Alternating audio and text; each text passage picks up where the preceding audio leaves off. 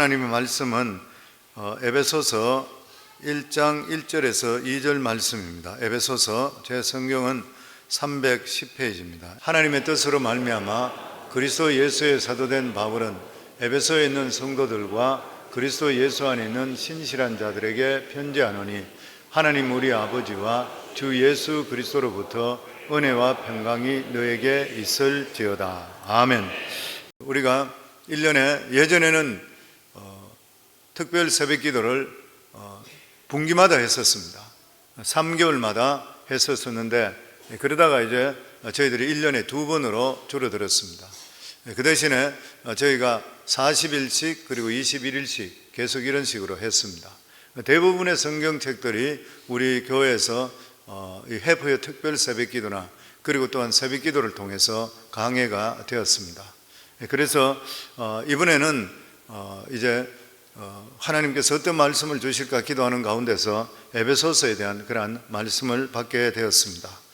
에베소서는 이 바울 서신의 꽃이고 면류관이라 그렇게 이야기합니다. 전장은 6장으로 짧게 써져 있지만 어떤 성경보다도 깊이가 있고 그리고 귀합니다. 영국의 유명한 강해 설교가인 마틴 로이드 존스 목사님은 이 에베소서 6장을 무려 13년 동안 연속으로 강해한 것으로 유명합니다. 일반적으로 바울 서신서는 교회 문제가 있을 때에 그 문제를 해결하기 위해서 보내는 그러한 편지들입니다. 고린도 교회 문제가 있을 때 고린도 전후서를 보냈었고, 그리고 빌립보 교회에 문제가 생겼을 때 빌립보서를 썼습니다. 그러나 이 에베소서만은 에베소 교회에 문제가 있어서 쓴 편지가 아니라는 것이에요. 사도 바울이 옥중에서 이 편지를 적을 때에 하나님의 구원에 대한 온전한 진리, 그 어렵고 힘든 가운데 있었지만 집중할 수 있었기 때문에 이 하나님의 말씀에 대해서 더욱더 집중해서 하나님의 주시는 더 큰 은혜를 체험하며 적었던 그런 편지, 하나님의 구원에 대한 온전한 진리 그리고 하나님의 아름다운 그런 모습을 그대로 전하기 위해서 보냈는 그런 편지이기 때문에 다른 서신들과 같이 너희가 왜 이랬느냐 저랬느냐 논쟁이 없습니다. 여기에는 이 편지는 순수한 하나님의 어떤 구원의 진리와 그 구원의 놀라운 풍요로움, 하나님이 주시는 놀라운 풍요로움, 그리고 하나님의 계획, 그리고 하나님의 온전하심, 그리고 하나님의 놀라운 교회의 그러한 모습들 그대로 보여주고 있는 것이 바로 에베소의 특징인 것입니다. 에베소는 영적인 승리를 비유할 때 학자들은 구약에 있는 여호수아서를 이야기합니다. 힘차게 믿음으로 승리하는 그런 모습들, 그리고 또한 성도의 구원과 삶을 비교할 때는 로마서와 비교할 수 있는 그러한 책인 것이에요. 에베소에서 많이 나오는 단어는 그리스도 안에 in Jesus Christ, 그리스도 안에서, 이것은 에베소서를 통해서 하나님의 구원의 경륜 그리고 비밀, 섭리, 그리고 그리스도의 몸으로서 교회를 설명하기 위해서인 것이에요. 그리고 에베소에는 풍성하다는 말, riches, 풍성한 은혜, 풍성한 유산, 이런 것들이 1장에서 3장까지 계속적으로 나옵니다. 그리고 또한 이 에베소에 보면은 충만하다는 말이 많이 들어있습니다. 예수 그리스도의 충만, 성령 충만, 그리고 하나님의 충만, 이런 말씀들이 들어있습니다. 그리고 이 에베소서의 기본적인 대주제는 하나님이십니다. 하나님. 그러니까 이 에베소 시작이 하나님의 주권으로부터 에베소가 시작됩니다. 그래서 하나님의 뜻으로 말미암아 사도 바울이 에베소를 적을 때에 첫 번째가 바로 하나님의 뜻으로 말미암아. 사도 바울은 그 서신서가 대부분 이렇게 시작합니다. 사도 바울에 있어서 그 신학의 출발이 어디냐면 항상 내가 아니라 하나님인 거예요. 그래서 모든 성경마다 하나님의 주권을 구절구절 강조하고 있습니다. 이것이 바로 에베소의 첫 번째 주제인 것이에요. 그리고 두 번째 주제는 교회의 비밀입니다. 교회의 비밀. 교회란 무엇인 것인가? 이 교회에서 감춰져 있는 그러한 비밀에 대해서 그 사실을 말해주고 있는 것이에요. 그리고 세 번째 주제가 사랑입니다. 구원은 하나님의 사랑으로부터 시작해서 사랑으로부터 끝이 난다는 것을 우리에게 설명해 주고 있는 것입니다. 그래서 오늘 본문을 통해 사도 바울은 우리에게 세 가지를 설명하고 있습니다. 첫 번째가 바울은 이 편지를 쓰면서 부름에 대한 확신에 찬 자기를 소개하고 있습니다. 굉장히 중요하지요. 우리 1절 말씀 저희들 같이 읽겠습니다. 하나님의 뜻으로 말미암아 그리스도 예수의 사도된 바울은 에베소에 있는 성도들과 그리스도 예수 안에 있는 신실한 자들에게 편지하노니. 사도 바울은 편지들마다 비슷하게 그렇게 시작합니다. 로마서 1장 1절에도 보면 예수 그리스도의 종 바울은 사도로 부르심을 받아 하나님의 복음을 위하여 택정함을 입었으니, 예수 그리스도의 종 바울은 사도로 자기가 부르심을 받아 하나님의 복음을 위해서 택정받았다는 거예요. 택정받아. 고린도전서 1장 1절에도 보면 하나님의 뜻을 따라 그리스도 예수의 사도로 부르심을 입은 바울은 하나님의 뜻에 따라서, 사도 바울은 자기를 그리스도의 종이라 말하고 사도라고 말하는 것이에요. 그런데 이렇게 사도나 종이 된 것은 자기가 스스로 된 것이 아니라는 것이에요. 하나님께서 그렇게 하라고 시켰기 때문에 자기가 종이 되었고 사도가 되었다는 것이에요. 그러니까 바울은 그의 모든 서신서에 거의 동일하게 고백하고 있습니다. 그의 신앙의 시작은 나로부터 시작하는 것이 아니라 항상 하나님부터 시작하는 것이, 그러니까 이런 확신이 있게 되니까 담대한 것이에요. 그래서 로마서 8장 33절부터 우리가 너무나 잘 아는 그런 말씀입니다. 같이 읽겠습니다. 누가 능히 하나님께서 택하신 자를 고발하리요, 의롭다 하신 이는 하나님이시니 누가 정죄하리요, 죽으실 뿐 아니라 다시 살아나시는 그리스도 예수시니 그는 하나님 우편에 계신 자요 우리를 위하여 간구하시는 자시니라. 누가 우리를 그리스도의 사랑에 끊으리요, 환난이나 공고나 박해나 기근이나 적신이나 위험이나 칼이라. 기록된 바 우리가 종일 주를 위하여 죽임을 당하게 되며 도산당할 양같이 여김을 받았나이다 함과 같으니라. 그러나 이 모든 일에 우리를 사랑하는 이로 말미암아 우리가 넉넉히 이기느니라. 내가 확신하노니 사망이나 생명이나 천사들이나 권세자들이나 현재일이나 장래일이나 능력이나 높음이나 깊음이나 다른 어떤 피조물이라도 우리를 우리 주 그리스도 예수 안에 있는 하나님의 사랑에서 끊을 수 없느니라. 아멘. 아멘. 하나님이 만일 나를 택하셨다면, 하나님께서 만일 나를 사랑하셨다면 누가 우리를 송사하리요, 누가 우리를 괴롭히리요. 하나님께서 나를 택하셨다면 죽음이라도 두렵겠느냐. 신앙 고백인 것이죠. 왜 많은 사람들이 신앙이 흔들려요? 확신이 없기 때문인 것이에요. 왜 많은 사람들이 절망하고 좌절하며 일어나지를 못하는 것이요? 확신이 결여되어 있기 때문인 것이요. 우리 삶 속에 확신이 얼마나 중요한지 모르는 것이요. 저는 이 교회를 하나님이 주셨다고 항상 믿습니다. 부르는 걸 확신하니까. 그러니까 결국 하나님께 성도를 보내주신다, 이것도 믿는 것이요. 그리고 교회를 축복하시고 성도를 축복하신다.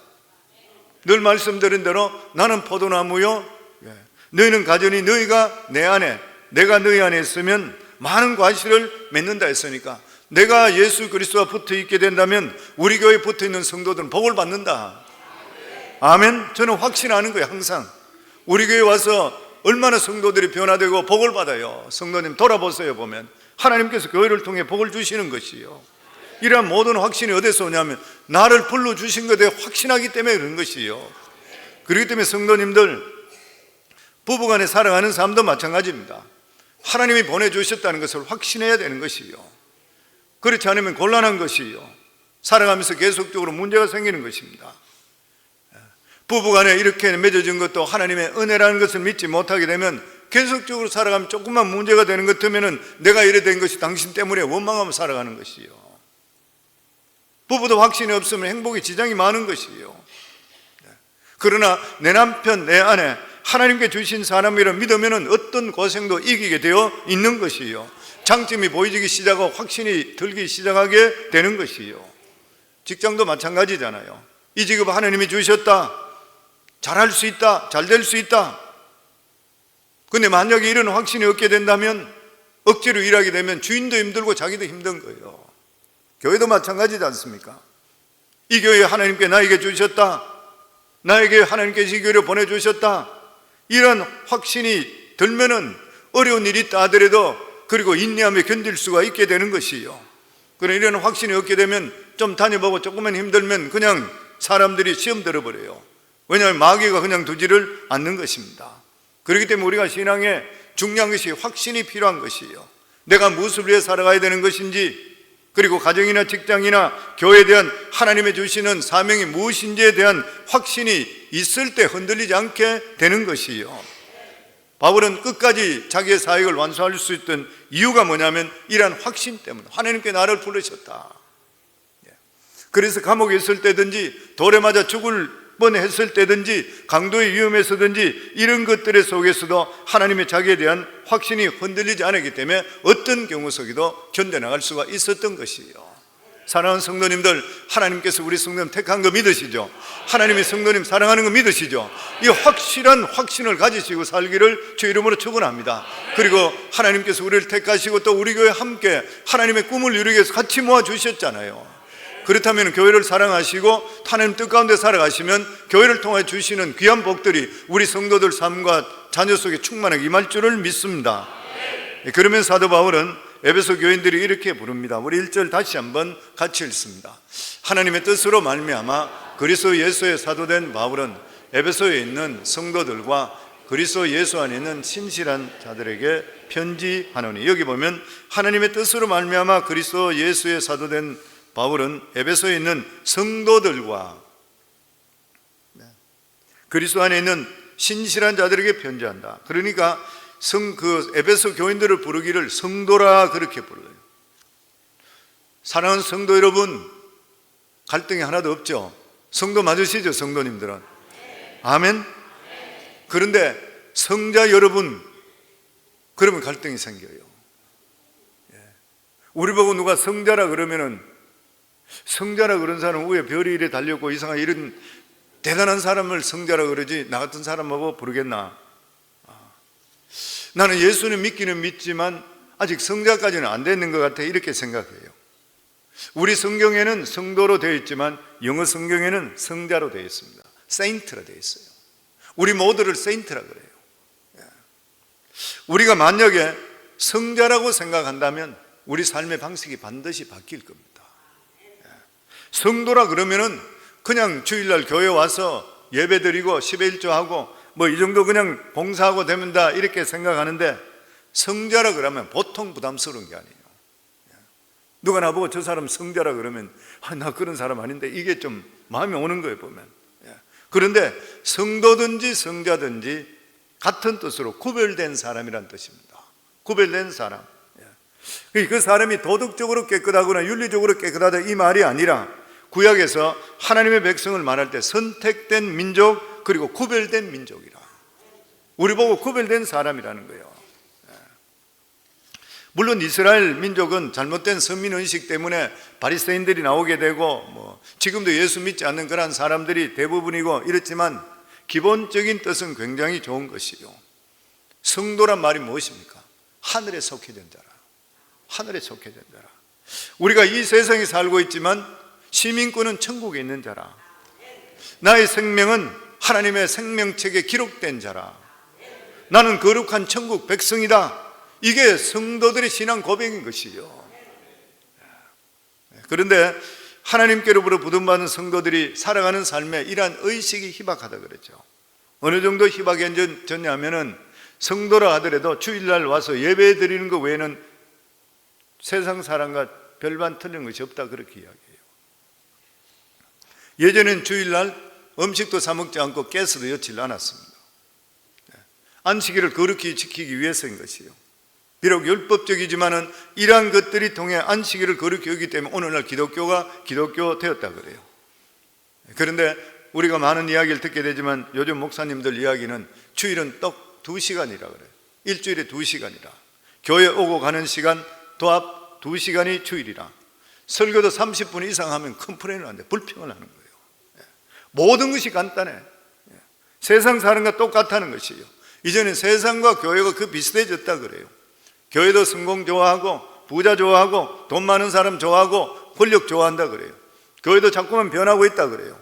영적으로 변하는 것보다 세상적으로 너무나 빨리 변하고 있다는 것이에요. 점점 믿는 사람과 믿지 않는 사람의 차이가 없어지고 있다는 것이에요. 그렇기 때문에 세상이 교회를 봐도 성도를 봐도 감동이 없는 거예요. 왜 그렇게 됐냐? 나는 성도다, 나는 성자다는 인식이 없어지기 때문인 것이요. 사랑하는 성도님들, 성도는 하늘에 속한 사람입니다. 하늘로부터 온 사람이다, 이런 의식을 우리가 가질 수가 있어야 되는 것이죠. 저는 우리 성광교회 성도님들이 이러한 믿음의 삶을 사는 게 워싱턴에 소문나기를 주 이름으로 축원합니다. 아멘. 저 교회 성도만 믿을 수 있어, 이래야 되잖아요. 그리고 나 사도 바울은 에베소 교인들 보고 성도라 그러고, 두 번째는 신실한 자라. 1절에 보면 사도된 바울은 에베소에 있는 성도들과 그리스도 예수 안에 있는 신실한 자들에게 편지하노니. 신실한 자, 신실한 것은 이 믿을 만한 사람이란 뜻에서 한 걸음 더 다가가서 하나님에 대한 신실한 믿음을 가지고 있는 자다. 하나님에 대한 신실한 믿음을 가지고 있는 자다. 다른 말로 하면은 예수 믿는 사람은 보증수표다. 성도, 우리가 보증수표가 돼야 돼요. 아멘. 옛날에 우리 그런 옛날 평양 대부흥이 일어나고 그러고 나서 예수 믿고 이러면서 예수 믿는 사람이 존경받고 이럴 때는 그런 게 많았다 그래요. 어떤 시장 같은 거 물건 사고 이러더라도 옛날엔 저울을 잘 속였대. 사람들은 속이는데 이 저울 맞아요 그러면은 주인이 있다가 저쪽 집에 가서 한번 더 재보세요. 저 집은 틀림없어요. 저 집은 예수 믿는 집이기 때문에 틀림없다 그래요. 그 장사하는 사람도 그 사람을 인정해 줘야 되는 거예요. 그래서 제가 교회에서도 그런 이야기 하잖아요. 우리가 사업을 하시고 하더라도 이름을 내고 이럴 때도 이 기독교적인 냄새를 내는 이름을 낼 때는 진짜 조심해야 된다. 왜냐하면 기독교적인 좋은 이름으로 걸어가 사업을 하는데 만약에 사기친다든지 속인다든지 일을 잘못해 주는 것 같으면 진짜로 하나님 망신시키는 일인 거예요. 성도들이 그래서 안 되는 일이겠지만, 저는 우리 성도님 모두 다가 정직한 면에든지 성실한 면에 보증수표가 되기를 주의 이름으로 축원합니다. 틀림없다는 소문이 드러날 수가 있어야 되는 것이에요. 아멘. 그리고 마지막으로 사도 바울은 성도들이 받는 두 가지 축복에 대해 말씀합니다. 2절 말씀입니다. 같이 읽겠습니다. 하나님 우리 아버지와 주 예수 그리스도로 쫓아 은혜와 평강이 너에게 있을지어다. 진짜 귀한 말씀입니다. 아멘. 은혜와 평강입니다. 은혜와 평강은 신앙 전체를 압축시키는 말입니다. 전체를 압축시키는 말. 은혜는 믿음의 시작이요, 평강은 믿음의 끝이라, 그렇게 이야기해요. 은혜로 말미암아 구원을 받습니다. 하나님의 은혜는 없이는 구원이 시작될 수가 없는 것이에요. 그런데 구원받은 사람은 결국 평강이 오는 거예요. 평강은 세상에서 오는 것이 아니라 하늘에서 오는 평화인 것이에요. 사도 바울은 우리에게 많은 인사가 필요하지만 그 중에 가장 필요한 인사가 뭐냐면 은혜와 평강이라 그래 생각했습니다. 여기서 평강은 내면적인 갈등이 없다는 것을 말해요. 그러니까 평강이 없다는 것은 무슨 말이냐면은 내 속에 갈등이 있다는 거예요. 내면 속에 분쟁이 있다는 그런 말인 것이에요. 우리 몸이 좋지 않을 때에 바이러스가 들어오면은 그 바이러스를 막아내기 위해서 아픕니다. 열이 나는 것이고 몸에 통증이 느껴지는 것이고, 그런데 우리 몸이 바이러스를 이기게 될 때 몸이 상쾌해지고 정신이 맑아지고 더욱 힘이 넘치는 것이에요. 사탄은 우리들에게 끊임없이 독을 쏘고 있어요. 정신적인 독을 주는 거예요. 마음을 아프게 하고 영혼을 병들게 합니다. 심한 경우는 우리를 영적 침체에 빠뜨리는 것이에요. 이때 우리가 이 독을 이길 수 있는 방법이 무엇입니까? 아주 강한 하나님의 말씀을 듣는 거예요. 아멘. 이것이 아주 강한 페니실린 주사와 똑같은 것이에요. 그래서 에베소서와 같은 이러한 강한 주사를 맞게 될 때에 심한 독을 뿌리던 바이러스가 떨어져 나가게 되는 것이에요. 성도님, 무조건 체면하고 내려놓는다고 해서 평강이 오는 것이 결코 아닌 것입니다. 하나님의 진리가 우리 속에 와서 깨닫게 될 때 우리 속에 평강이 넘치게 되어 있는 것이에요. 우리가 어려운 가운데 있을 때 하나님의 뜻을 발견하게 될 때에 우리 마음속에 기쁨이 충만하게 되는 것이에요. 우리가 모르는 길을 갈 때는 항상 불안한 것이에요. 그런데 내가 불안하게 가고 있다가 내가 원하는 표지판을 보는 순간에 너무나 기쁜 것이에요. 왜냐하면 내가 가는 길이 바르다는 것을 확인하기 때문인 것입니다. 가끔 성도들 중에서 어려운 가운데 있다가 하나님 말씀을 들으면서 기뻐하며 눈물을 흘리는 그런 분이 있습니다. 그 이유가 뭐냐면 어려운 일을 당하는 것이 자기가 잘못됐기 때문에 당하는 것이라 생각하고 하나님께 자기를 축복해 주지 않는다 이렇게 생각했는데, 주님 말씀을 들으면서 느끼는 건 뭐냐면 적어도 나는 지금 바른 길로 가고 있다는 것을 깨닫게 되고 확인하는 것이에요. 이때에 눈물을 흘리고 기뻐하는 것, 이것이 바로 평강인 것입니다. 아멘. 그리고 은혜라고 하는 것은 사탄으로부터 하나님께서 우리를 보호해 주시는 거예요.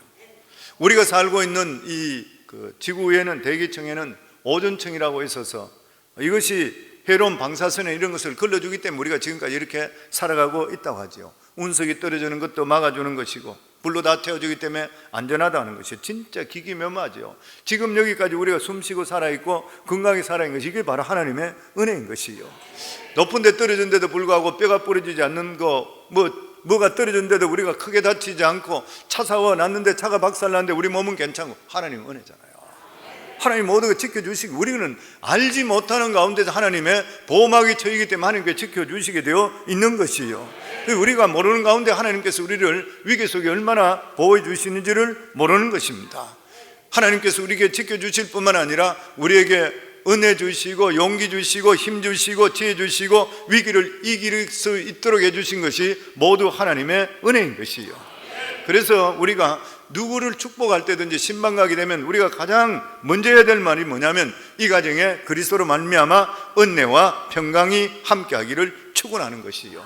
오늘도 이 새벽을 깨우는 우리 사랑하는 성도 모두 다 예수 믿고 구원받으신 하나님의 자녀들 모두에게 은혜와 평강이 넘치기를 주의 이름으로 축원합니다.